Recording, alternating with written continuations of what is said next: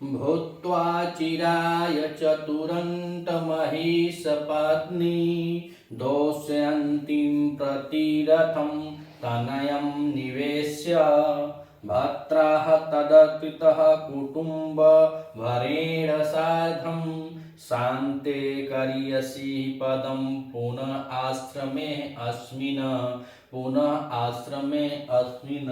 तो यह काश्यप जी बता रहे हैं। इससे पूर्व हम लोगों ने देखा तो काश्यप जी ही बताए कि तुम मेरे विरह में जो दुख उत्पन्न हो रहा है, मम विरहजाम न त्वं वश्य शुचम गणेश, अर्थात जो मेरे विरह में मेरे से दूर जाने का जो दुख उत्पन्न हो रहा है, वहाँ तुम जब जाओगे तो महारानी पद पर नियुक्त होने के बाद, महारानी पद पर आश्रित होने के बाद तुम उस विरह के दुख को भूल जाओगे।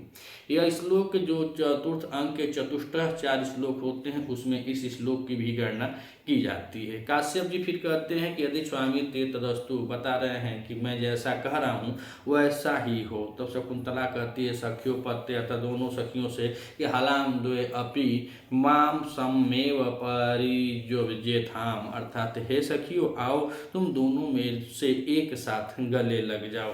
सख्यो कृत्वा, ऐसी दोनों सखियां वैसा ही करती हैं। कहते हैं कि हे सखी यदि नाम सह राजा प्रत्याभिगान मंथरो भवेत तस्मः इद आत्मा अध्यंगी तम अंगलिकम दर्शय। कह रही हैं वह दोनों जो प्रियंवदा अनुसुईया है वह तो श्राप के बारे में जानती हैं, तो श्राप के बारे में जानती हैं, लेकिन यह कह रही थी कि हम किसी को बतलाएंगे नहीं, इसलिए संकेत के तौर पर बताती हैं कि सखियां कहती हैं कि यदि राजा तुम्हें पहचानने से अगर इनकार करे या कुछ पहचानने में शिथिलता बरते तो तुम अपनी अंगूठी को दिखा देना। वह अंगूठी उसकी अंगुली में थी, तो वो सब जानते थे कि जैसे ही जाएगी तो अंगुली में अंगूठी है, ये कुछ करना ही नहीं है, वह राजा स्वयं पहचान जाएंगे।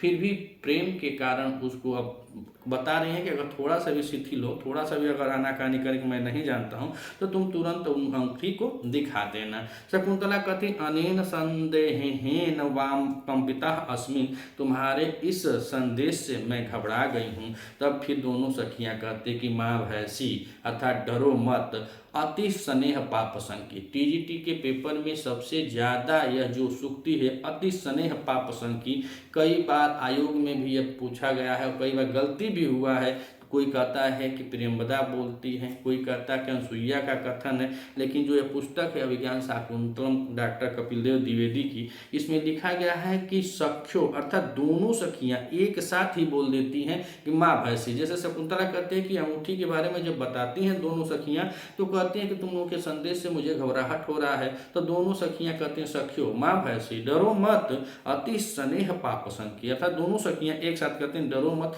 जो अत्यधिक प्रेम होता है वही आशंका का कारण होता है, कहें अनिष्टता का कारण होता है। जिससे आप बहुत प्रेम करते हैं उसी के बारे में गलत सलत भय डर उत्पन्न होता है, नहीं तो नहीं होता है।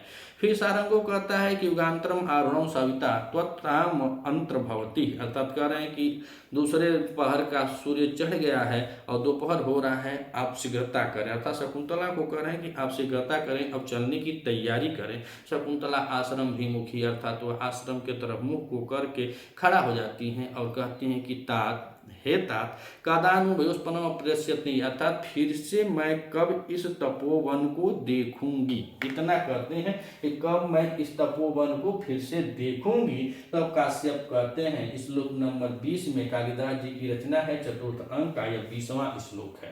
तब कहते हैं सूर्यताम, कह रहे हैं कि सूर्यताम अर्थात सुनो, कह रहे हैं कि सुनो कब देखोगी, तो कह बताए कि भूत्वा चिराय चतुरंत महिष पत्नी दोष्यन्तीं प्रतिरथं तनयं निवेश्य भर्त्रः तद अर्पितः कुटुंब भरेण सार्धम शांते करिष्यसि पदम पुनः आश्रमे अस्मि। तो कह रहे शांति यानी शांति आश्रम, इस आश्रम में, अस्मि माने इस शांति आश्रम में, कह रहे कब आओगे, तो कह रहे पुनः पदम करिष्यसि, अर्थात तुम जब शांति आश्रम में आओगी तो तुम फिर से जा रही हो, फिर से तुमको यहाँ आकर ही रहना है।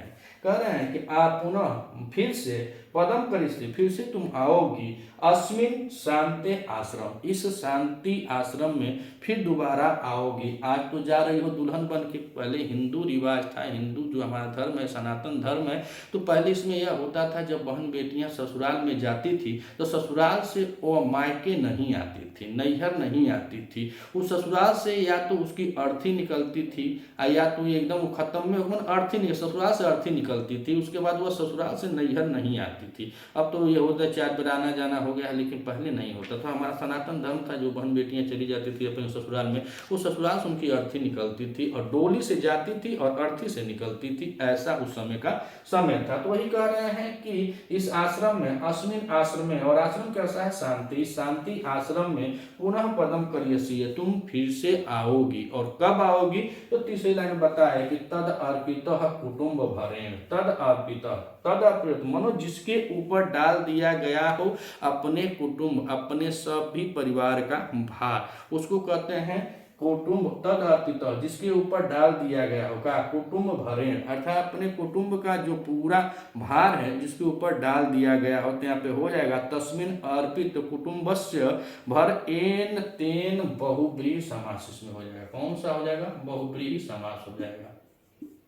तो कह रहे हैं कि तद अर्पित कुटुंब भरेण, जिसके ऊपर अपने कुटुंब का, अपने परिवार का, अपने राज्य का भार डालने वाले, कह रहे हैं कि भात्रा सार्धम, भात्रा सार्धम, भात्रा मतलब हो जाएगा यहाँ पे पति हो जाएगा। क्या हो जाएगा? पति हो। पति कौन है? तो दुष्यंत जी हैं। तो कह रहे हैं कि अपने पति अर्थात दुष्यंत के सार्धम माने साथ में, शांति आश्रम, इस शांति के आश्रम में, अस्मिन पुनः पदम करिष्ये, इस शांति आश्रम में फिर तुम आकर के रहोगी। कब रहोगी? तो तद अर्पित कुटुंब भरेण। अब यहाँ पे बहुब्रीहि समास इसलिए हो गया है कि यहाँ पे बोध किसका हो रहा है? तो यह दुष्यंत के पुत्र भरत का बोध हो रहा है। अभी भरत पैदा नहीं है, मगर उनके बारे में बता रहे हैं कि जब भरत हो जाएंगे और भरत के ऊपर जब तुम उनको अपने सिंहासन पर बैठा लोगे, सब भार दुष्यंत उसको डाल देंगे, अपने कुटुंब का भार डाल देंगे, उसके बाद अपने भात्रा मतलब अपने पति के सार्धम माने साथ में तुम आकर के यहाँ रहोगी। अब कब रहोगी? तो कहने सब भार डालने के बाद। अब ऊपर 2 लाइन में बताए कि भूत्वा चिराय चतुरंत महिष पत्नी। चिराय मतलब यह अव्यय पद है, और चिराय अव्यय पद है तो इसका मतलब कि देर तक, मन बहुत दिन तक।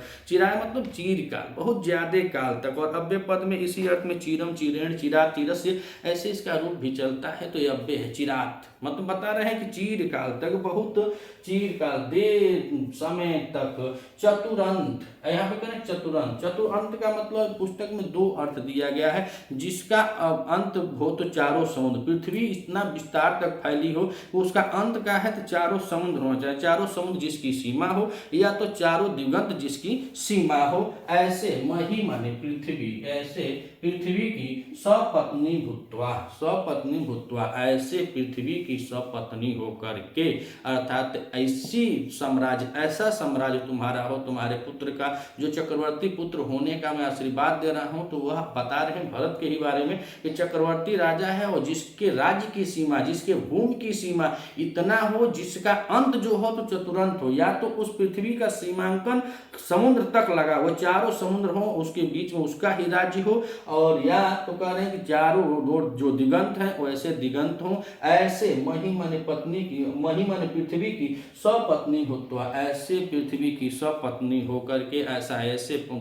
राजा का माता हो जाएंगी। अगर चक्रवर्ती राजा जो भरत है तो उनके माता जी हैं, और यहाँ पर कह रहे हैं सपत्नी अर्थात ऐसे साम्राज्य की स्वामिनी बनकर तद अर्पित कुटुंब भरेण सार्धम भात्रा, अर्थात उस पे अपना सब भार डाल करके, किस पे? तो बता तद अर्पित, जिसके ऊपर भार डाल दिया गया, अपने कुटुंब का, अपने राज्य का भार डाल करके, भात्रा माने पति के, सार्धम माने साथ में, शांति आश्रम में यानी शांति के लिए इस आश्रम में पुनः पदम करिष्यसि, फिर से तुम आओगी। तो आइए एक बार और इसको देख लेते हैं कि भूत्वा चिराय चतुरंत महिष पत्नी, अर्थात चिराय काल तक, अर्थात अधिक देर तक, बहुत देर तक कह रहे हैं। चिराय मतलब बहुत अधिक समय तक। चतुरंत महिष पत्नी यानी चारों ओर से जिसका अंत या तो समुद्र हो या तो दिगंत हो, अर्थात व्याप्त पृथ्वी पर तुम क्या करना? महिष पत्नी अर्थात उसकी सपत्नी होकर स्वामिनी होना। और बताए कि अप्रतिरथम, जिसका कोई प्रतिद्वंदी प्रतिद्वंदी न हो, ऐसे तने मने पुत्र दुष्यंती का निवेश मतलब उसका राज सिंहासन पर बिठा करके, और निवेश में देखा जाए तो नी उपसर्ग हो जाएगा, विष धातु है, और विष धातु के साथ यहाँ पे ऋच प्रत्यय है, और ऋच प्रत्यय के साथ लेप प्रत्यय होता है, तो सद बना है निवेश से। तो कह रहे हैं कि अप्रतिरथम, जो अद्वितीय पुत्र है, जो अद्वितीय है, जिसका कोई प्रतिद्वंदी नहीं है, ऐसे तने मने पुत्र दुष्यंती को निवेश सिंहासन पे बिठा करके तद अपितः कुटुंब भरेण, जिसके ऊपर अपने कुटुंब का संपूर्ण भार डाला हो, सार भात्रा सार्धम, ऐसे पति के साथ, शांते अस्मिन आश्रम में, शांति आश्रम, इस आश्रम में पुनः पदम करिष्यसि, फिर से तुम आकर के रहोगी। अगर आप इस चैनल पे नए हैं तो चैनल को सब्सक्राइब कीजिएगा। वीडियो अगर आपको अच्छी लगे तो अधिक से अधिक शेयर कीजिएगा। मिलते हैं अगले वीडियो में, तब तक के लिए नमः संस्कृत।